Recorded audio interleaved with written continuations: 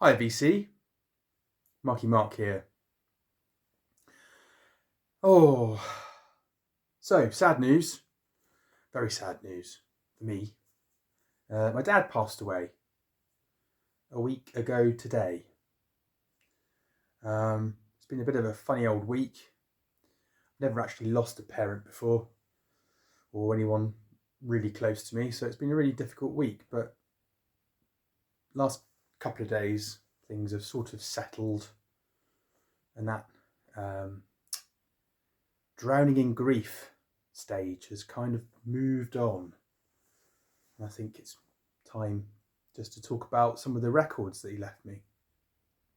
Well, in fact, most of the records that he left me. I did a video way back when I started this YouTube channel talking about how I got into the crazy world of records and how it sparked an interest as hobby. It's not really an obsession, I would say. It's probably, well, it's a healthy obsession, bordering healthy. And it started when my dad was moving house with my mum about 7 or 8 years ago, 2018. I came to the house to help them do some packing, cleaning, and he had some fantastic records that I've always seen in the house but never heard played, and not that I can remember. And they were stacked in his office, just a small wedge of them.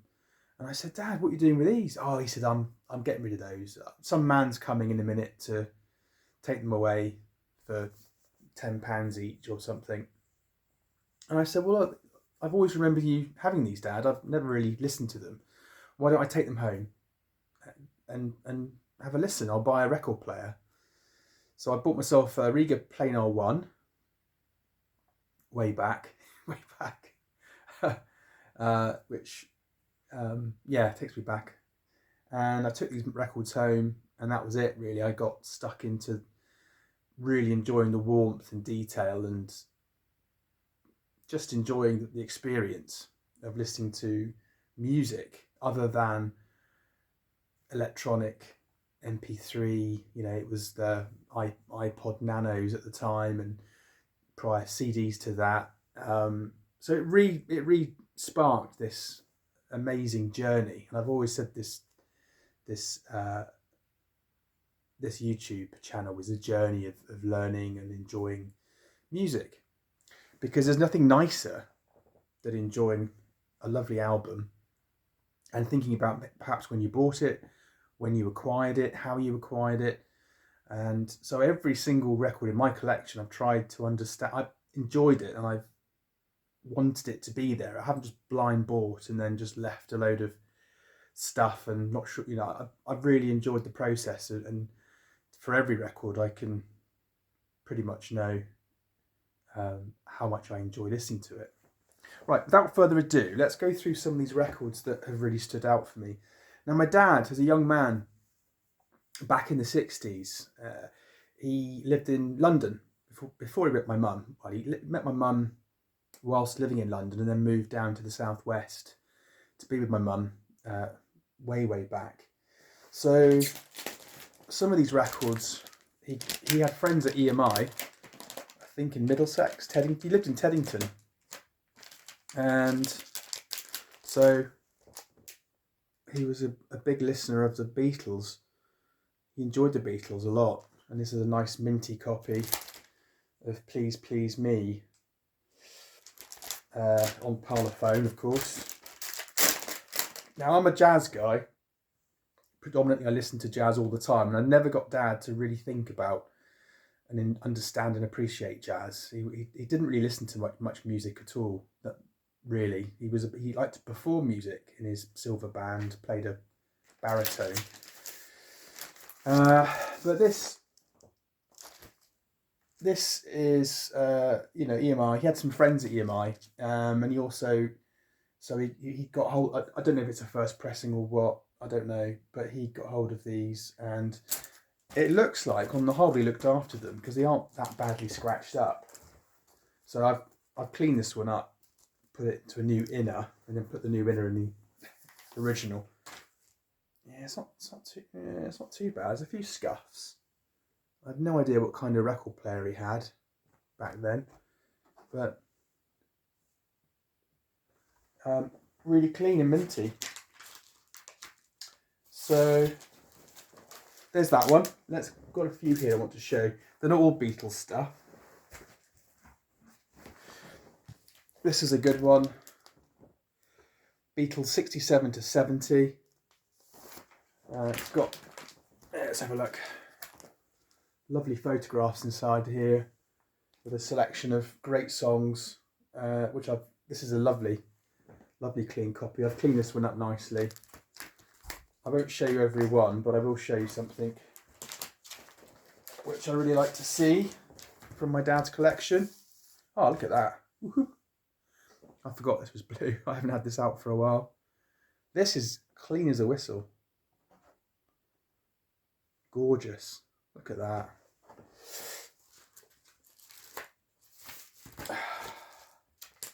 I know, Mazzy, you're a big collector of the Beatles, so maybe you're watching, maybe you're not. But yeah, they sound lovely. I'm really, really stoked to have them. We've got Rubber Soul. Absolutely lovely. Drive My Car. Norwegian Wood. Gorgeous. And I guess the Beatles did have a jazzy element to them. You know, they had everything. Rock and roll, pop, avant-garde. There was a whole host of... See, I'll put this one in a nice minty mo-fi in a sleeve. Just trying to find a... There we go. So, my dad, I don't know if he went to parties or if he lent these records out to friends, but he would put a J on the I don't know if you can see that. You probably can't see that. I'll try and find a better example. I don't know if you can see that. Anyway, he put a J, write a J on the label, obviously to make sure that he got it back at the end of the night or after he lent them out. Oh, bless him. They all sound really good. They all sound fantastic. We've also got this one. I think this might be a reissue, 1967. Sgt. Pepper's.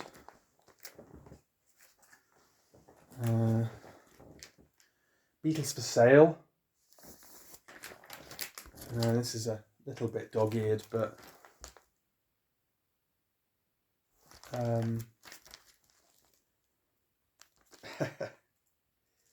they've cleaned up. I cleaned them up when I first got them and got really into restoring records. There's a few scratches on here. 1964, so he hasn't written on this one.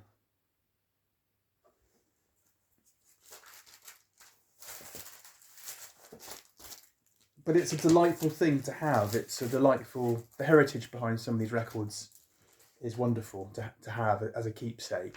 You know, they're cherished.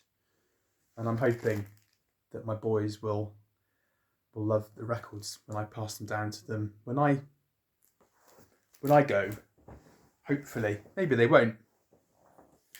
My favourite of all, Revolver. This is great. Taxman, Eleanor Rigby, and this was from 1966. Gorgeous minty copy, really lovely. And we're gonna go to this one, Help, fabulous. And this, short is 1965. So my dad, before I got to my dad's house and acquired these, he said he actually sold 2 or 3 others, which I've managed to pick up again.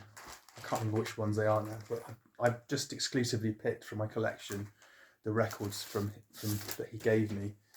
But again, look, There's a few marks here, finger marks, but it's a nice minty copy of Help.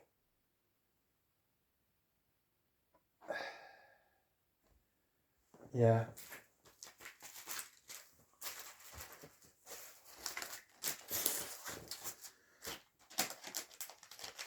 And they were iconic. I mean, my parents remember the Beatles, and they were so important for culture, British culture. But you think about the war back in the sort of the 40s, the mid 40s, 50, coming into the 60s, and people were feeling liberated and enjoying themselves, and you can see how important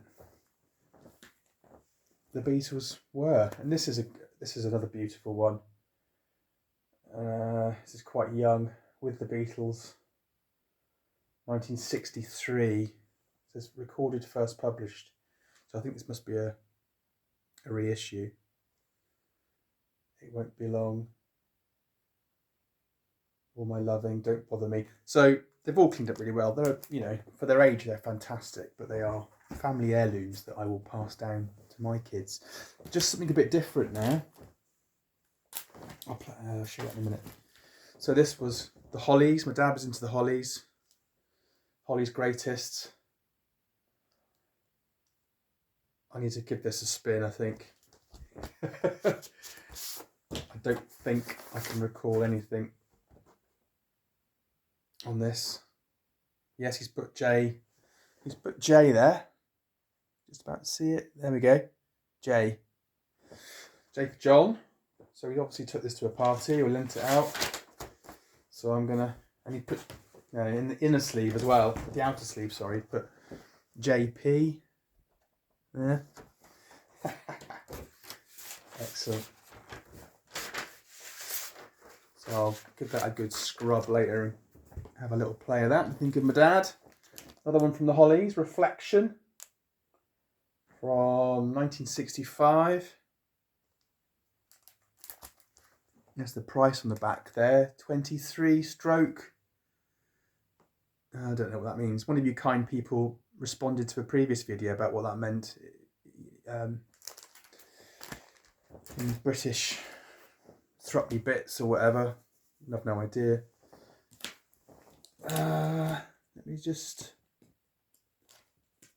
me show you this from my dad's collection again. Story of the Stones.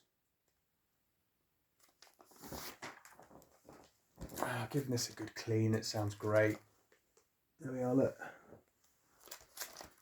From 1982, it's a compilation.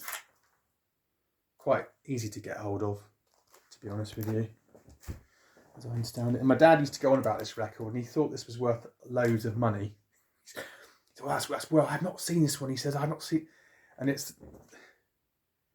Through the Past Darkly, Big Hits Volume 2. I don't think it's worth much at all, but it sounds great. It doesn't matter what it's worth. But the cover's really sharp.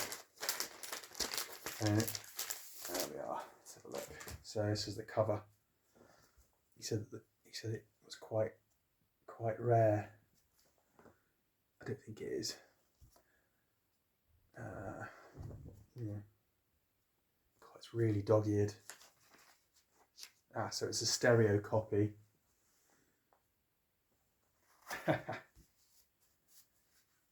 Quite unusual. But yeah. Did you put J on that one? Doesn't sound too bad actually. Let's have a look. Ooh, looks okay. That's pretty minty. Yeah, you put a J on this one. There's my dad's J, so he's obviously played this. This has got quite a few needle drops. Probably all manner of things have dropped on it over the time that he had it. Strangely enough, when I was getting really into records, and he never said, "Oh, Mark, can you just put on that? I've not heard that before. Can you just put that on?" I think he just lost the love for it. I think maybe as you get older and priorities change, I guess.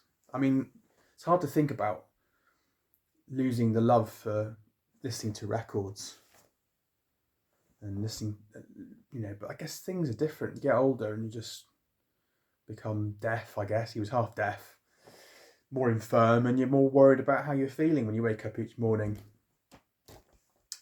So he had this Golden Hour of the Kinks.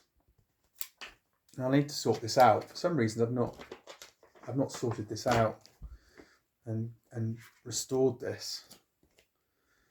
It's in a horrible old yellowy outer covering, which I'm going to have to sort out. It's not good. But I have cleaned the record, so maybe I ran out of slips that day. But the record's lovely and minty. So, along with my dad's records, and I know those are my dad's records, rather than my mum. Mum's still alive. She's doing ever so well. Love you, Mum. I picked up some of my mum's records. So I'm not going to show all of them, but I'm going to show some that I've really come to love over the last all my life really, but particularly the last 7 or 8 years when I've got my hands on them. And I have to say, they've done a reissue of this. It's Clannad Legend from the UK series from the early 80s that I remember well. Fantastic, absolutely wonderful record. Big, massive, deep bass, rolling beats, beautiful lyrics. Guarantee. I mean, I'm nostalgic, so I'm thinking about the series, but this is fantastic. I always think of my mum when I listen to this. It's lovely. Mum liked Billy Joel.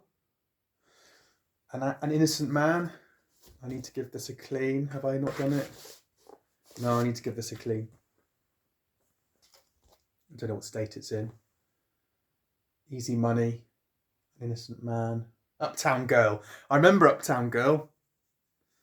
What year are we going to be in? 1983. Yeah, I was a very young lad then. Mum also liked the Bee Gees. So this is the greatest hits, double LP. I'm not sure what year it was put together. Haven't got my glasses on. Not a massive Bee Gees fan. I appreciate them and that for how important they were in that disco pop scene. But anyway, Mum also loved this, which I love too. The Riddle, Nick Kershaw. This is a great album. Don Quixote, Know How, The Riddle. Has it got a date on the back? I don't know, 84, I'm going to say. Let's have a quick look. I mean, this is my dad's collection, but my dad probably bought this. There we go. That's a really minty copy of The Riddle, Nick Kershaw, 1984. Stunning. Great stuff. 80s pop.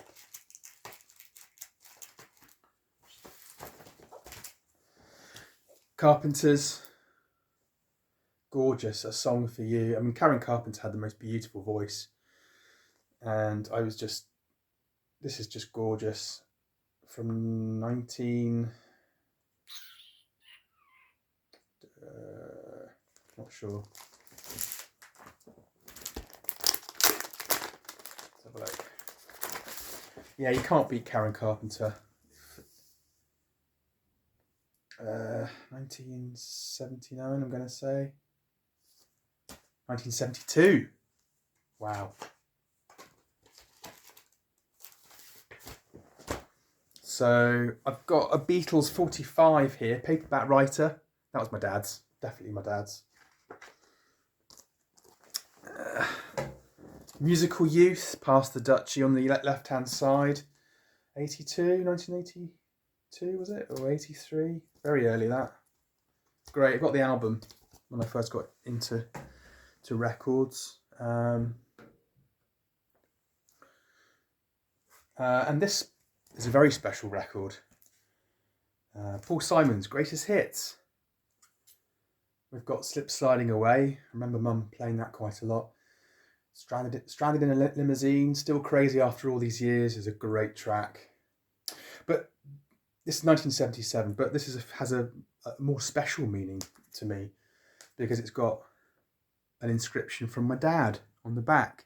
And I always knew that when I acquired this record, that he'd actually left his own mark. It says, "To my darling Emma, with all my love, John." So he must have bought that for her on her birthday. Or maybe Christmas. So, you know, so it's got a huge amount of meaning to me. Sounds fantastic. Really special record, that, in my collection. Recommend getting a copy of that. I also got an appreciation for bread after listening to this. The Sounds of Bread. So this is great for 1977. So same age as the Paul Simon. Make It With You, London Bridge. I mean, those are all tracks I remember from a kid when Mum used to play these. But I think my dad probably bought them. And then, of course, Kate Bush. And this is a fabulous, fabulous, fabulous album. I bought the reissue of this that came out a couple of years ago because this one's a bit ropey. And this was I think this was her first album, 78. It's really great. And I'm appreciative to Mazzy as well, who featured a lot of Kate Bush's work, which I've picked up over the last 7 or 8 years. The Dreaming and Hounds of Love. But I think this is one of my favourites. I know she didn't have much control over this when she did this. She was kind of stuck in contracts, what have you, but Wuthering Heights is a fabulous track. Anyway, Kate Bush. That's really it. If you've got this far, thank you ever so much for watching. Death is part of life. Life moves on. And it's just so lovely to have these records in my collection that make me think of my dad. And they've got so much heritage behind them. And I'm going to continue to enjoy them and pass them down to my kids. Until next time. Thanks, everyone. Bye.